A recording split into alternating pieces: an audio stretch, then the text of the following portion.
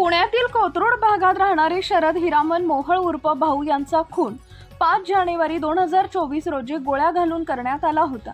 या प्रकरणी अरुण ध्रुपद धुमाळ यांनी दिलेल्या फिर्यादीवरून कोथरूड पोलीस स्टेशनला आरोपी विरुद्ध गुन्हा दाखल करून न्यायालयामध्ये दोषारोपपत्र दाखल केलं होतं। या प्रकरणात शासनाच्या वतीनं कामकाज पाहण्यासाठी सोलापूर जिल्ह्याचे जिल्हा सरकारी वकील ॲडव्होकेट प्रदीप सिंग राजपूत यांची विशेष सरकारी वकील म्हणून नियुक्ती केल्याचा अध्यादेश महाराष्ट्र शासनाच्या वतीनं नुकताच काढण्यात आला।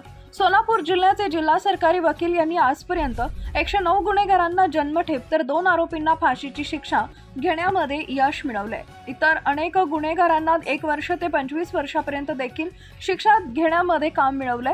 तसेच इतर अनेक गुन्ह्यांमधील आरोपींचे जामिनाचे अर्ज व अटकपूर्व जामिनांचा अर्ज देखील नामंजूर करून घेतले आहेत आणि लातूर जिल्हा व सत्र न्यायालय इथं विशेष सरकारी वकील म्हणून महाराष्ट्र शासनानं यापूर्वी त्यांची नियुक्ती केलेली होती।